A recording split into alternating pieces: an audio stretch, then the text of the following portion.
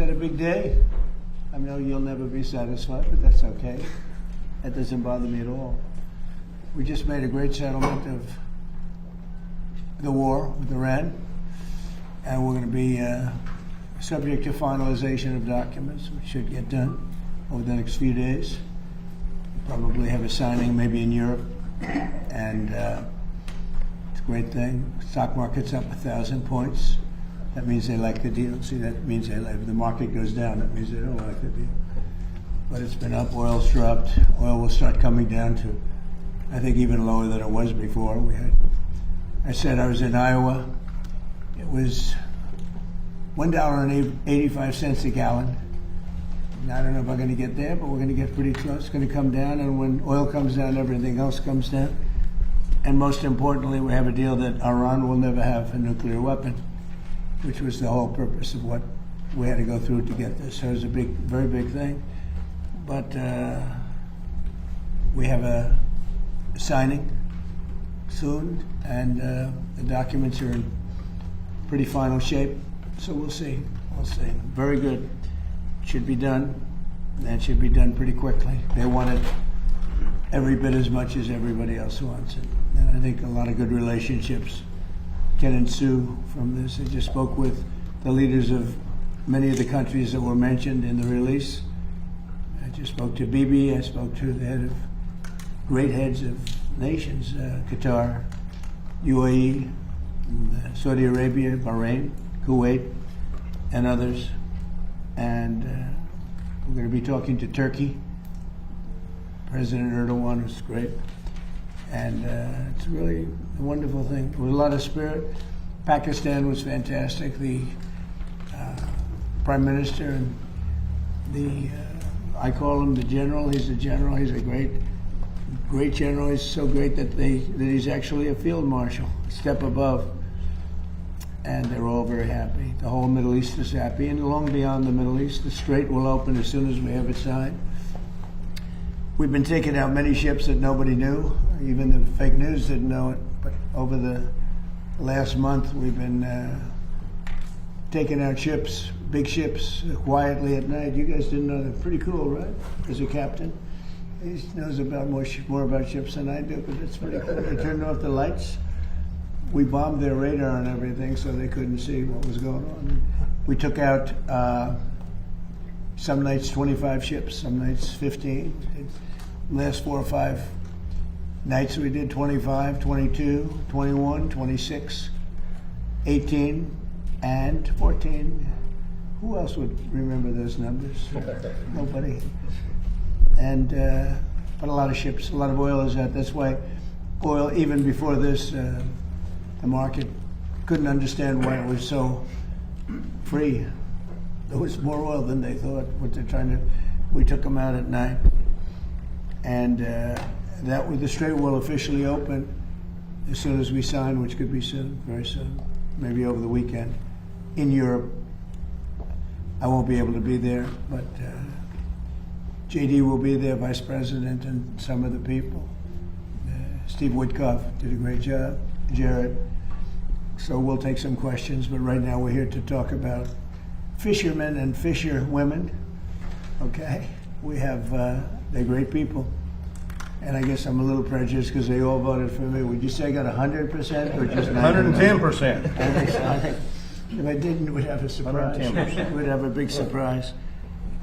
So it's my honor to be taking this action to lower seafood costs and generate millions and millions of dollars in new business for our really great fishermen, great people, by restoring commercial access to 3 areas of the Western Pacific Ocean. It's a large amount of space we're talking about that they were restricted. Other countries would use it, but our country couldn't use it. You ever hear anything so stupid? I want to thank Secretary of Commerce Howard Lutnick, Secretary of the Interior Doug Burgum, Alaska Governor Mike Dunleavy, and Congresswoman Kimberly King Hines for joining us today. We appreciate it all very much. Thank you very much. Thanks as well to Captain Sig Hansen, a superstar. Him and Tom Cruise are the 2 biggest people in entertainment. Thank you very much. Great job. and Pacific Seafood CEO Frank Dulcich and his sons Dominic and Charles, and many more dedicated fishermen and seafood industry leaders. We have some great leaders here, and your product is amazing. It's been going along for a long time, right? Seafood. It's amazing and doing great. Under the Obama-Biden administration's radical environmentalists drastically restricted access for fishermen in coastal communities. Hundreds of thousands of square miles of ocean was cut off for them. They can't fish. Other people could fish. They couldn't. These people weren't allowed to fish. Can you imagine that? Did you ever think that was going to happen as you grew up? Probably as the sons and daughters of fishermen, right? That someday they were going to take away the right for you to go fishing in the Pacific Ocean. What a bunch of dopes. Those decisions closed off vast resources and really the richest fishing grounds, they say, anywhere in the world, destroyed livelihoods and made the United States more dependent on foreign products. And I did a similar thing for Maine.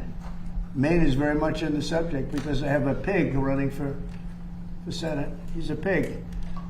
It's not a senator. It's a joke. He's a con man. But so it's in the plan. And you know, I won half of Maine. They have two. I won the one by a lot. Fishermen, actually, come to think of it. Fishermen and the lumberjacks, people that go out there and work. I won them. So I love Maine. But it's amazing. They had I think it was 500 mile by 500 mile, massive amount of the Atlantic Ocean. You weren't allowed to fish, but Canada was. Japan was. They all came in and fished, but our people weren't allowed to fish there. That was put in by Barack Hussein Obama. Have you heard of him? Barack Hussein Obama and Sleepy Joe Biden. And it's a shame. I mean, a shame. But I did it a little while ago and opened it up to them. Twice I've done it now, Peter, right? Sir. Peter Navarro, the great Peter Navarro. And I did it twice. I did it, and then they had a rigged election, and I wasn't here. Totally rigged election, just like what was happening in California. You see what they got the kid out, and then they were doing the same thing to Steve Hilton. And I started bringing it. They said, look, they said it's going to take 2 more weeks. It was a week, and it was heading south. And I started saying it's a rigged election, and then they said it was going to take 2 weeks, 1 week, 2 weeks. And all of a sudden he was approved. You know why? Because the heat was on. He couldn't get away with it. If I didn't do it, I guarantee he wouldn't be the nominee. It's a rigged election.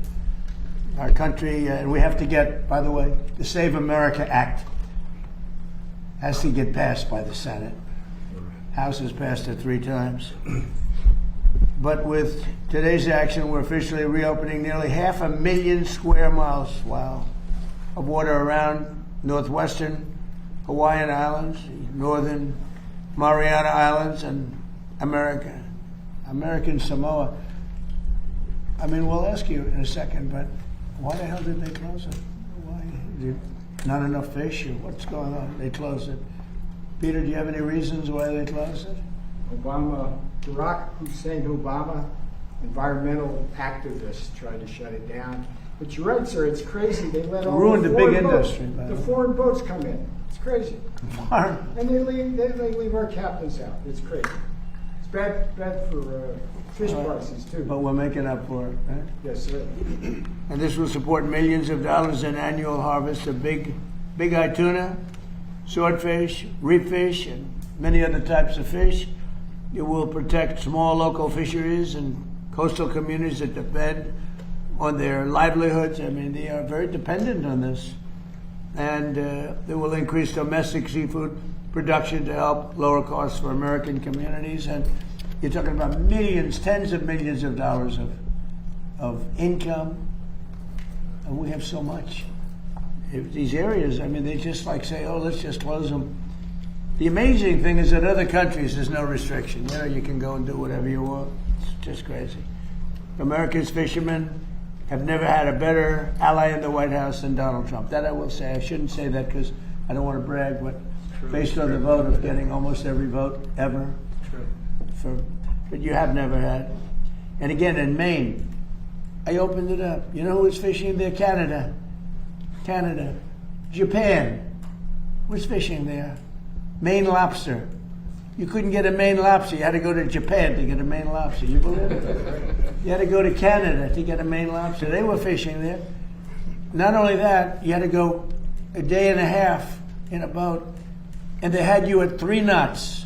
That means like essentially a little bit different than 3 miles an hour, but it means slow. 3 knots until you got outside of this 500-mile area because they didn't want you to disturb the fish that you weren't allowed to fish for.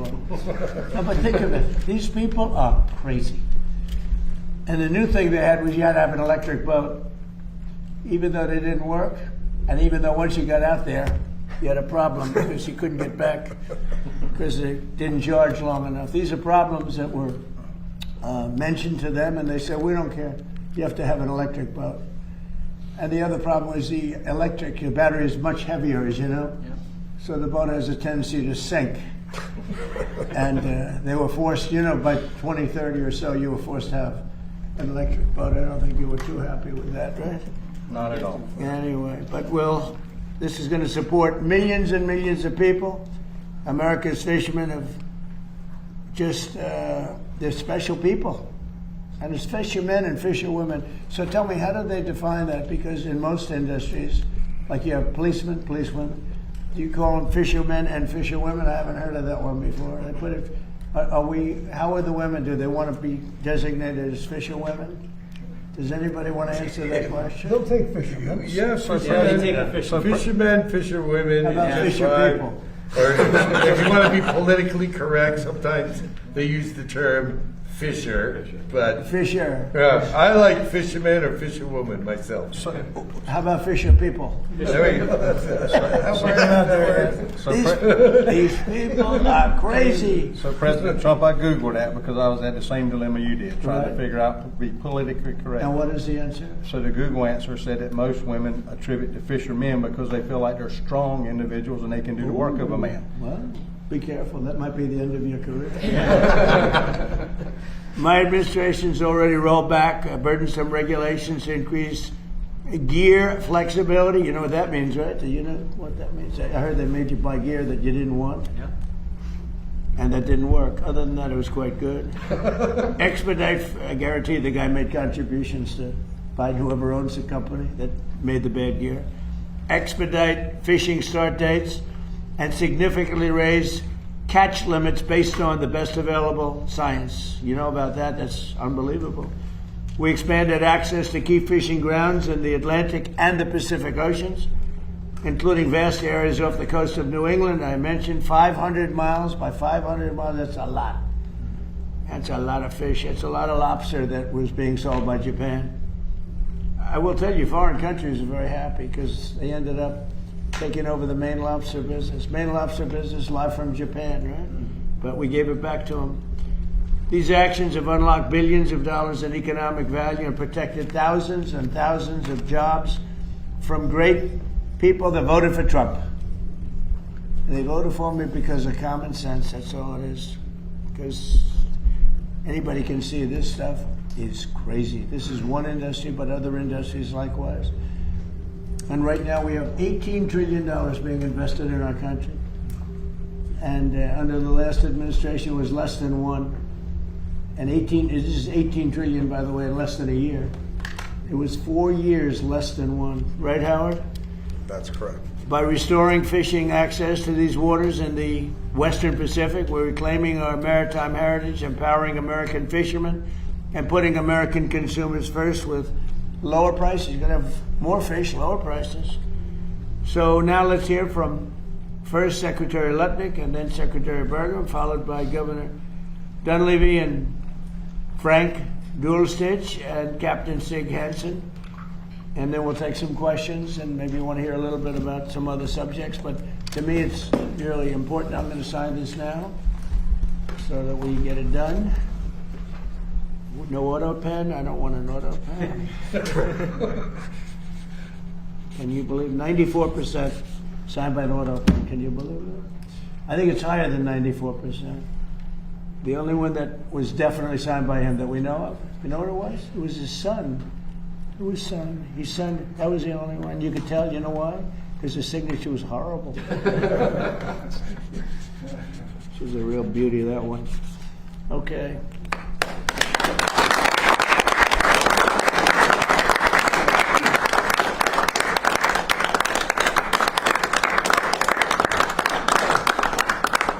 Do we want to do some questions? Mr.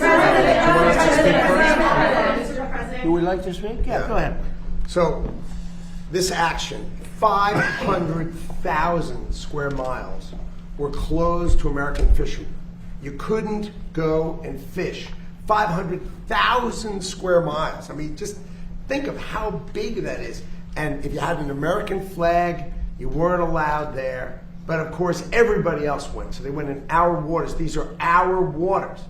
And so what did that result in? That resulted in us, instead of having seafood exports, because we have great fishing opportunity, we were an importer. We became an importer of seafood. How crazy is that? So the president is finally changing that. This is a massive win for our fishermen, massive win for our waterfront communities who process it, all these processors. And in the end, we are going to eat fish caught by us. What a shock! Eating fish caught by us in our waters.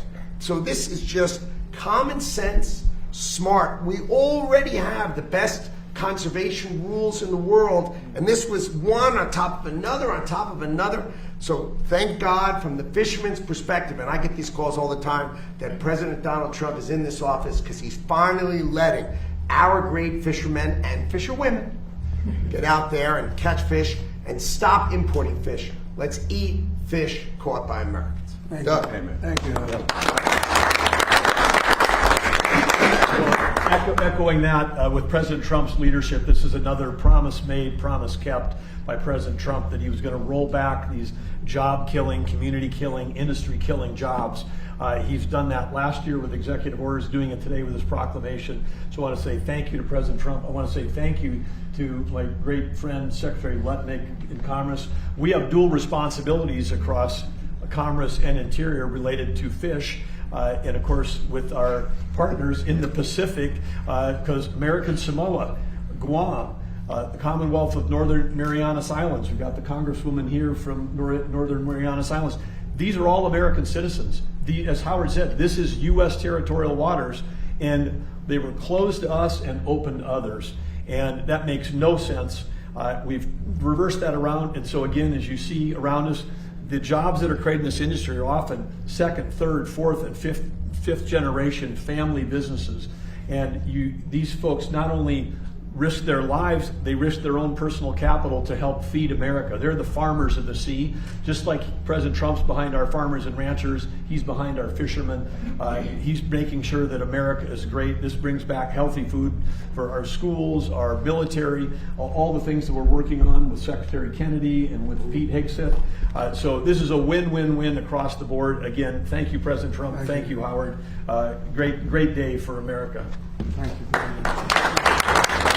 Mr. President, this is another example of America First, to be honest with you. Alaska provides 60% of the country's seafood. We're the state with halibut, salmon, king crab, you name it, comes from Alaska. Fishing in Alaska is one of the oldest industries in that entire state, employs thousands of individuals. Everyone has had fish from Alaska, we know that. But this is an example, again, putting America first, workers first, and really this country first. And so on behalf of Alaska, on behalf of all fishermen and women, I want to thank you for what you're doing for this country and for the state of Alaska as well. Governor, was this shut down? I mean, it's just so hard to believe. So this was trauma for your industry, which is a big industry. Well, your deregulation is what really helps Alaska. It helps the fishermen. The country doesn't need more regulation. We need less regulation, and that includes for this industry as well. And so from that perspective, and it's across the board. We could talk about oil and gas and so forth, but this is about fish. But your deregulation approach is really what we need. We don't need more costs, and as you said, we probably don't need electric boats either. We need to focus on getting seafood to Americans, putting people to work, and this is exactly what this does. So I just want to thank you. Thanks, Governor. Absolutely. Thanks. Good job. Mr. We President. got to hear from a couple fishermen. Mr. President. Please. Yeah. I'm third generation. These two are some of our kids, as will afford. Pacific Seafood immigrated, my grandfather immigrated into this country and started his first fish market in 1941. From there, we now are one of the largest family vertically integrated seafood companies in North America. It was an American dream, and I'm honored to have been Where are you from? Portland, Oregon, and now Arizona. Liberal. Oh, It's not a liberal. trust me. There's probably more people than you think as Republicans, conservatives. If we could count the votes, Yeah, if that's you another can count the issue. votes properly. Yeah. But where we are is the act, the proclamation today, and the executive over the last year and prior to this is really going to help us. We have 3,000 families that work with us, and 715 fishing families, lower 48 in Oregon, Washington, California, and Alaska, that depend on what we catch, what we process, and what we grow and sell is the healthiest protein on the planet. And you're giving us access to these family wage jobs in these coastal communities where we're usually the number one or number two employer in those cities and counties and coastal community. And so I just wanted to say thank you on behalf of that 3,000 employees and 715 fishermen. Thank you, Mr. President. Secretaries, thank you, and everybody that supports this industry. So did you ever see this happening when they destroyed your whole life and your family and your business, everything else? Did you ever think that somebody would come along and save it? I'm going to just be really clear. There's never been a president to do this. Thank you. That's very nice.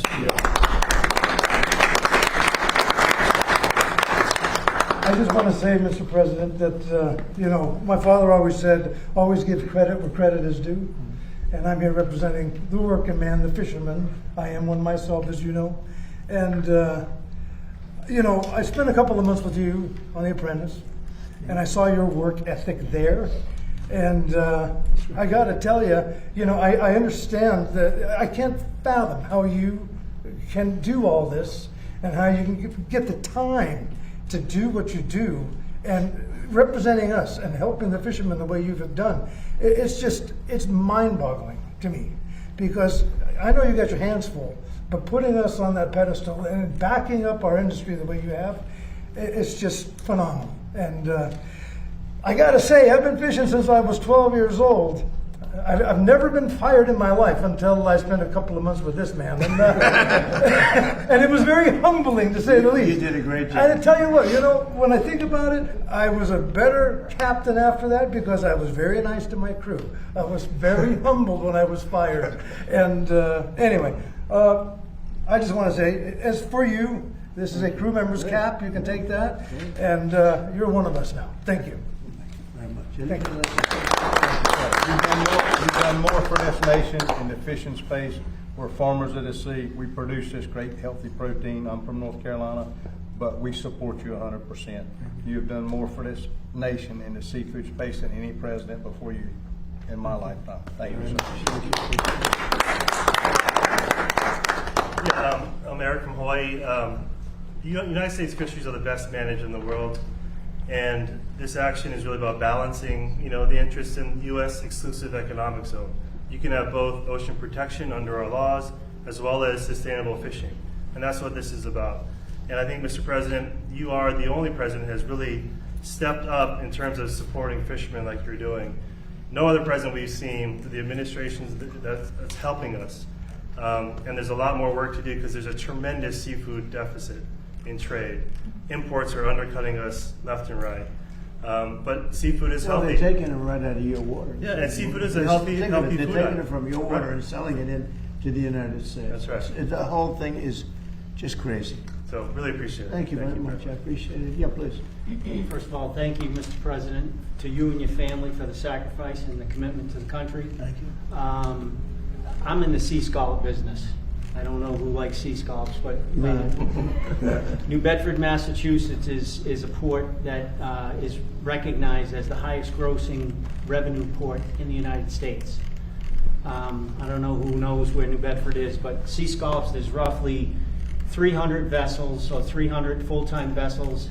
They range from 85 feet to 100 feet. Sig's wife came from New Bedford.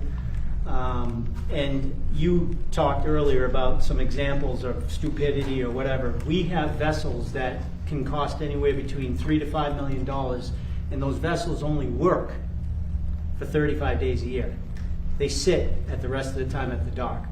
So we need certain things that could help us, and I know that this, because of your executive order, and it's a game changer. That order is a game changer for us. And one more example, there's an area that, you know, like Frank mentioned on the Pacific side, but there's an area off Georges Bank that's 248 square miles. 248 square miles. Been restricted also? Restricted. Is It's it the now, largest. Is it now restricted? It's restricted. It's been closed since 1995, and here we are, 29 years later. We can't even get it. It's the best scalp ground So in the Peter, United take States. a look at it, Hey, please. sir, I spoke with the gentleman before, and we're gonna fix Take this. a look at it. But It's all nonsense. but So how we can do this. you talked about stupidity? How crazy is that? We haven't been able to get in there for 30 years, and it's been environmentalists. Do other people get in? There's lobster guys in there. There's From some other codfish. countries? Yeah, they cut it. Well, mostly the United States, but it's the best scalp ground that we have in the United States. How do in that they get area. in if it's restricted? Well, they can get in. We can't. They won't allow scallop fishing in there. Oh, I see. So it's prohibited from us. Crazy. But just think of a boat that we have that sits, and we've asked, we're working, and I just explained it to Secretary Letnick about, we're right now pretty close to where we could easily take a permit and put another permit on it, but why should we let these boats sit at the dock for 330 days? Yeah, It's crazy. So we'll look at that. thank you so Thank you. much, and we appreciate it. Thank you very much. So I'm a federal advisor on the Sea Scout plan, Right. President Trump, and I spent a lot of time helping advise the council how to manage that fishery. It's the best managed fishery in the world, bar none of any fishery we have. But it's ludicrous to allow those scallops. They live about 8 to 10 years, and we've already gone through 3 different cycles of those scallops maturing and dying that we're not harvesting. There's a way for us to do that, and your So you director think of marine it's a fisheries, positive as opposed to a negative. it needs to be And open. they die. They just die. They die. They just die. And they've gone Nobody- through They three die of- generations. So a scallop will die of old age. It'll die of old age. But it needs to How be. do they taste That's when right. they're dead? And Not very good. Not good? Not good. And you talked about the maha. I mean, it's one of the best. Frank said his fish, the scallops are one of the best proteins. Yeah. There you go. They are. It's a wrestle. All right. Oh, That's we can good. come to UFC. Thank you. Anybody else? You guys okay? Another thing Thanks, too, Evan. the price of crab has tripled for us, so we're not getting that competition from other countries, which is from Explain that, go ahead. Russian product, for example. So tariffs and Not coming in the country. our price just skyrocketed, and it sells. People buy it. It's all U.S. and You that's want to what have it is. product coming in from So, in other words, at the dock, we received triple the amount of what we've seen in the past. So the demand is there, and people buy it. So, President Trump, we have a fisherwoman that would like to. Yeah, sure. Hi, Mr. President. My husband Sterling here. How are you? I'm doing well. He's an Alaska Bering Sea crab fisherman, and I'm a farmer's daughter from Iowa. Good, good. And I just Good wanted to- combination. It is harvesters. We're both harvesters. I just wanted to say thank you for your leadership and representing not only fishing families but the farmers too, to help make American agriculture, and not only that, but Alaskan seafood the best Very in the good. world. Thank you very much. Yes, thank you so Great much. couple. Thank you. you. It's a good combination. I like that, right? Yes. Thank you. Mr. President, thank you, sir. This is a question that will directly impact the fishing industry. Fishermen cheered and support you in your fight to stop offshore wind turbines because experts say that they destroy the commercial fishing industry, not to mention they're a national security threat, as you've highlighted. Does your administration plan to continue to fight the judge's ruling that's allowing for the continuation of the turbines right by Jamaica States, right where you live, off of the Atlantic? I know. 154 of them are going to litter the sea. Will you put a stop to that, Mr. President, now that Kathy Hochul broke her deal about the pipeline? And she did break her deal. Doug, do you want to answer that question? Because I am for it. She broke her deal by stopping a pipeline. She wanted to stop a pipeline, which was so good for New England and so good for Connecticut. and she broke her deal. What do you want to do on that, Doug? Well, I want to say, first of all, absolutely positively, the construction of these wind towers have an effect on fisheries. We've had multiple roundtables between NOAA, which is part of Commerce, and Interior, which manages all of the offshore leasing. So plenty of evidence that destroys fishery. Number two is marine mammals, which Howard has in NOAA. It's affected. We've had more whales wash up on shore during the construction of these offshore things. So it's not great for marine life, not great for fisheries. We also have the report from Secretary Pete Hegseth, which conclusively this is a national security threat, and we should understand this was thrown out by the Democrats and said no, it's not. It can't be a national security. They're just making it up. Other countries, including Sweden, have canceled offshore wind projects because of national security issues. And all you have to do is pay attention to the way the wars are being fought today. It's autonomous on autonomous. A lot of it low altitude. These wind towers that President Trump has worked to try to stop. The towers themselves can be 600 feet. The blades are 250 on top of that. You could launch an attack on the U.S. in the Northeast, in our most populous area, with a bunch of autonomous drones coming through a wind tower field, which cover thousands, if not tens of thousands of miles. That level of attack would be undetectable until it came through because of the radar interference. And then we know that there's autonomous undersea activity going on now. That's happening in the Gulf with advances in technology on all sides. The sonar, the vibration of running the wind towers affects the undersea sonar. So it's a huge national security threat, bad for marine mammals, bad for fish. President Trump is going to keep fighting for what's right for this country. Did you stop the blades right now? They're coming over from Asia right now. They're sending the blades to start installing them. So it's sort of pending. Yeah, well, and then on top of that, it's the most expensive electricity, it's weather dependent, it's intermittent, and it's foreign sourced, as you say. Terrible, So, and they do affect fishing, and it's very bad, and everybody's against it. Yeah, please. Mr. President, on Iran. Go ahead. Mr. President, on Iran, how confident are you that there will be a signing this weekend? Because you have come close to sealing a deal, but at the last minute it has fallen apart. And It'll be soon. Maybe this weekend. And has the Supreme Leader approved this deal, sir? I understand the answer is yes. And when this deal is signed, is the United States going to immediately lift the blockade? Yes, that's true. That's part of the deal. And just And one. you'll have oil prices dropping like a rock. And sir, have you actually secured an agreement on the discussions about the nuclear material and the nuclear negotiations? Yes, Has conceptually on that, and nobody's getting close to it because it's burired under a mountain, basically. There's B-2 bombers that did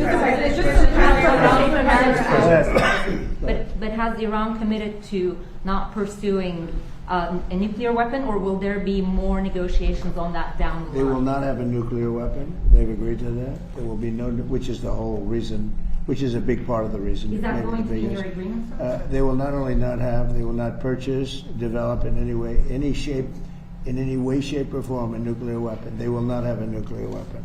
Mr. President, just to follow up on that, you have said before that Iran and the United States were close to a deal. It has not happened yet. Why are you so convinced that this time is different? Because they've taken a pounding. They've taken a pounding like very few people could take, and they want to make the deal a lot more than I do. And we could have had it done the other way, I guess, but it would have taken longer. They got hit very hard recently, as you know, and I don't like to have to do things that way, but I felt it was necessary. It's a great deal for the United States and for the Middle East, and I think ultimately great for Iran because they'll be able to build up their country and other countries.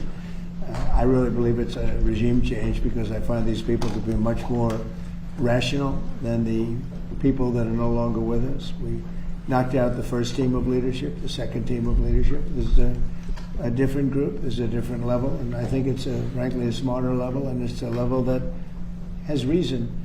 And they've all approved the deal. Everybody's approved the deal. Now we'll get it finished up, and hopefully that'll be done. We will not have Iran having a nuclear weapon, which is very important to these people behind me. We can talk about fishing. There won't be anybody to fish.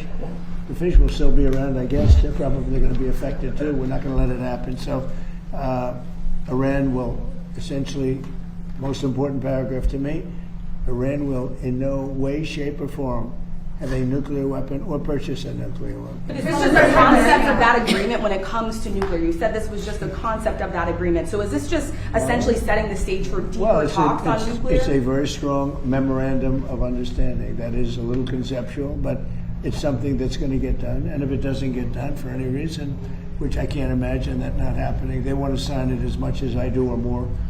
I would say they want to sign it more, maybe a lot more. But it's a very detailed memorandum of understanding, also agreed to by many other countries that have great influence over them, and everybody wants it done. So it's going to get done. Mr. President, you suggested yesterday that Iran may be tapping along the U.S. Those were the words that you used. What makes you believe that they are sincere this time in wanting to pursue diplomacy? It's the level of enthusiasm for getting it done. And we were hitting them very hard for the last 3 days. We're going to hit them even harder tonight. They knew that. We told them exactly what we were going to do. We explained it exactly because they had no Navy, they had no Air Force, they had no any weapons of detection, they had nothing. And so we could tell them exactly what there wasn't a thing they could have done about it. And we won this war militarily very early on. The only thing we didn't win was the fake news was, no matter if they could have raised the white flag of surrender, and the fake news would say, oh, they did wonderfully. They didn't do wonderfully. But you know what? They've got a chance to build a country.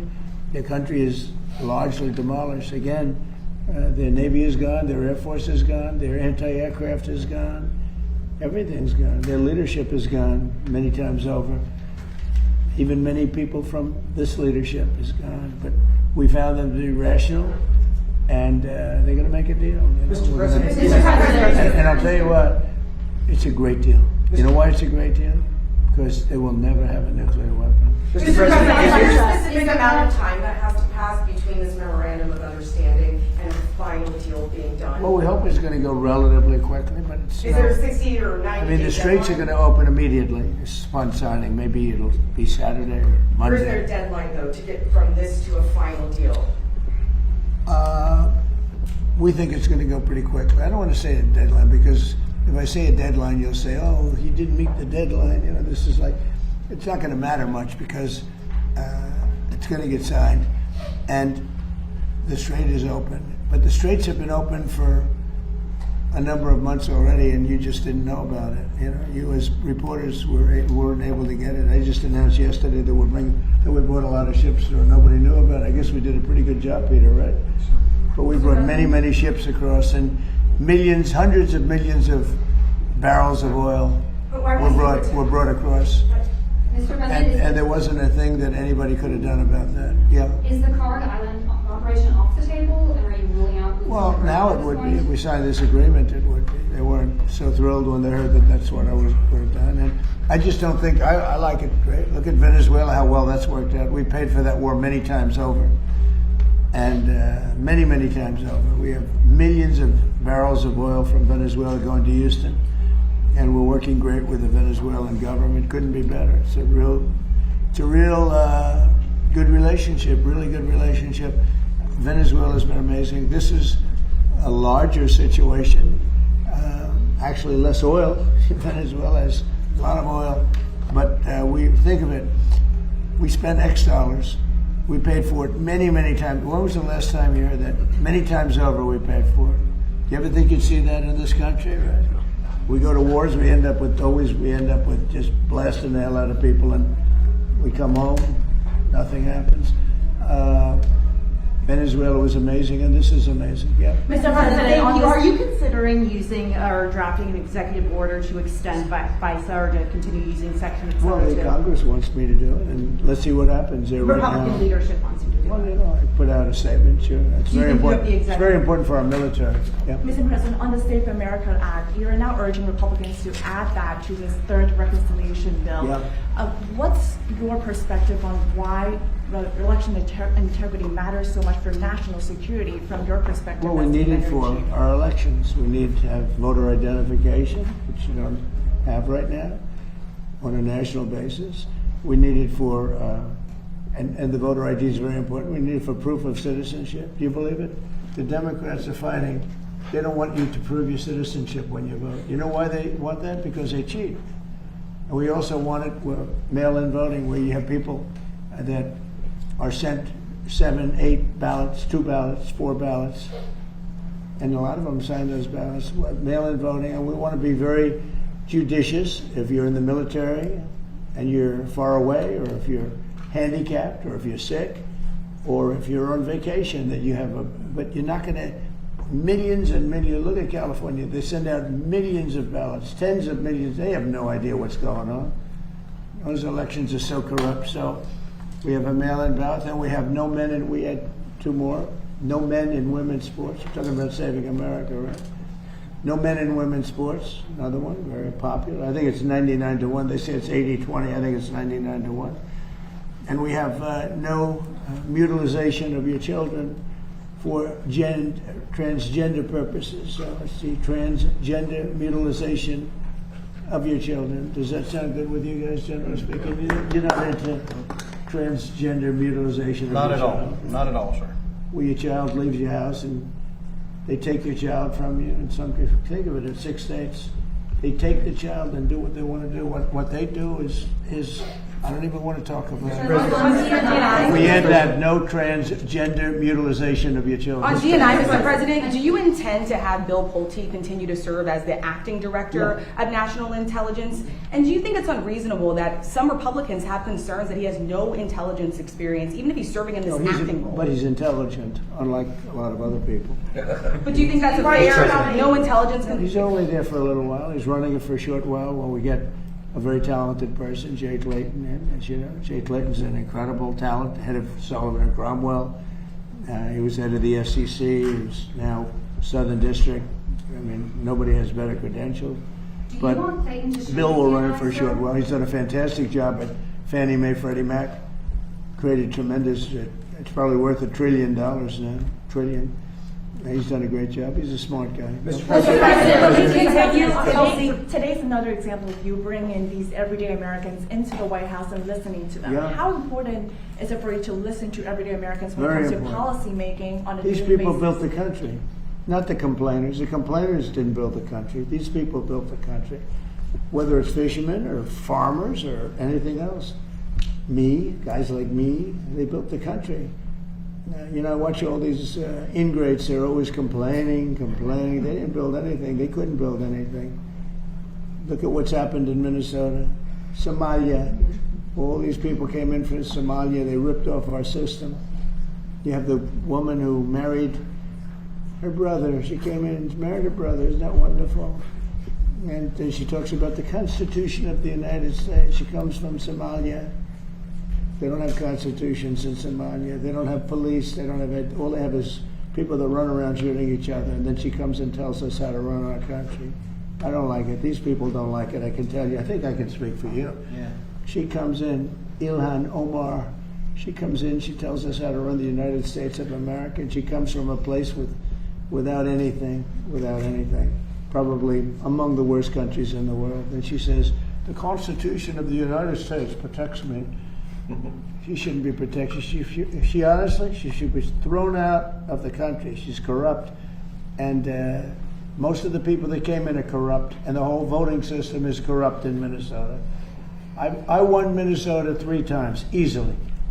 I won almost every county. But they didn't give it to me. It's a corrupt system.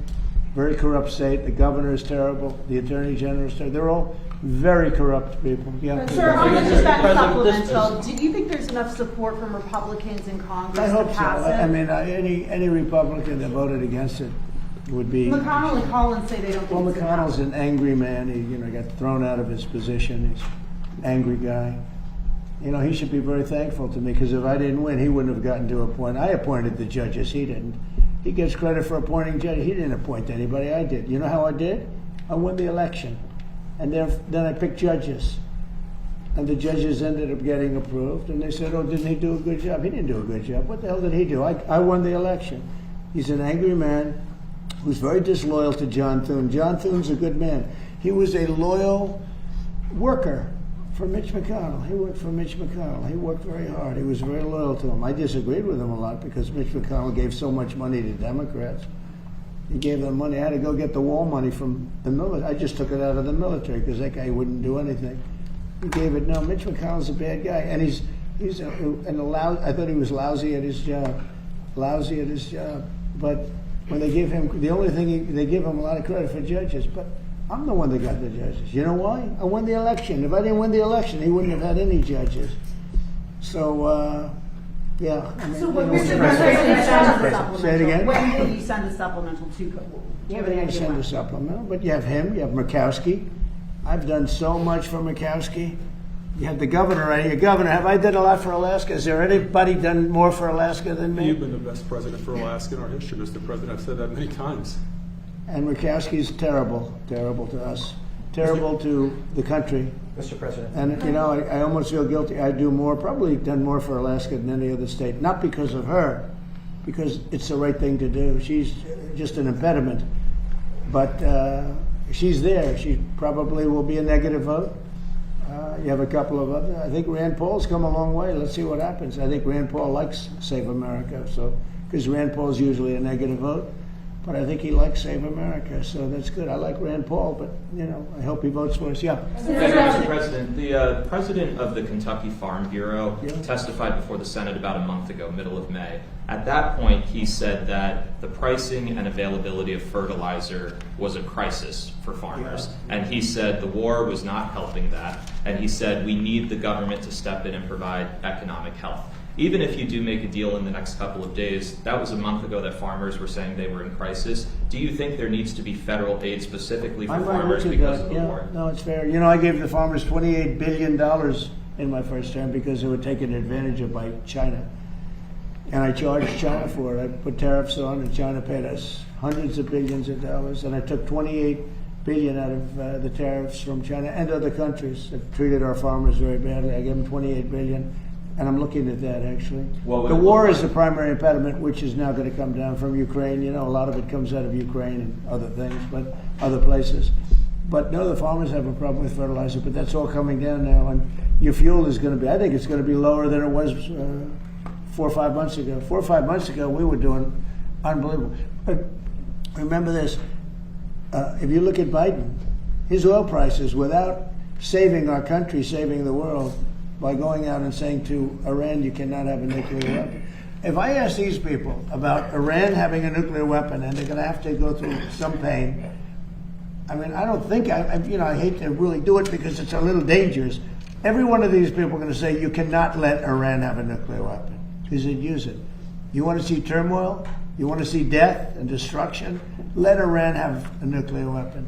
So, but I am looking at doing a form of help because the fertilizer, but fertilizer is going to come way down as soon as this is over. And then a political question, if I can. Next week, there's a big runoff race in Georgia for U.S. Senate. Yeah. You notably endorsed a candidate for governor there. You haven't endorsed for U.S. Senate between the two Republicans. Why not? I may do that, but you know, every time I endorse, they win. It's been a pretty amazing track record. I was 18-0 this last week, and a lot of them are insurgents. What? Do you regret endorsing Randy Feenstra in Iowa? The man running against him was all Trump. And the only one out of hundreds of races, hundreds, I'm glad she brought it up. You know, she's got to bring it up. There's a gentleman in Georgia that I endorsed who was much less Trump than the other man that won, as you know. And had I been given the proper information, which I don't think I was, I probably would have endorsed the other person. Or not endorsed at all, but I would have endorsed the other person. The other person was much more Trump, as you know, than Randy. Mr. President, here in Washington, D.C., there's a Democratic primary for mayor. One of the two leading candidates, Janice Lewis-George, is running a Zoran Mandami campaign. It's focused on socialist policies. How would you feel if she emerges victorious in next Tuesday's Well, I wouldn't like it, and maybe we'd take back Washington and run it on the federal basis. We won't put up with it. We're not going to lose our businesses. By the way, Washington now is a safe, beautiful place. We had 22 fountains dug that are all working. Not one of them worked for years, for 25 years, 40 years, 58 years. The pool didn't work from 1928 it was built. It always leaked because it was done in stone. Now it's done properly. It's not going to leak at all. But this is a beautiful place now. People are coming. Restaurants are thriving. The restaurants are all closed. Nobody wanted. Now you can't get restaurant space. You can't get into it. We have a thriving community. We got rid of the crime. We're 92% down on crime. Think of it. And we're going to be close to 100% pretty soon. You always have some whack job someplace, but we're going to be close to 100%. So Washington is thriving. Memphis is, the people came in from Memphis, 74% reduction in crime. New Orleans, think of that, 78% reduction in crime. They had the safest Mardi Gras that they've ever had. You know why? Because we sent in people that take care of crime. Chicago should do it. New York should do it. Los Angeles should do it. We'll make them safe places. Thank you very much, everybody. Thank you, press. Thank you, press. Thank you, press. Thank you, press. Thank you, press. Thank you, press. Thank you, guys. You can head that way. Thank you, guys. Thank you, guys. Thank you, guys. Thank you. Thank you, guys.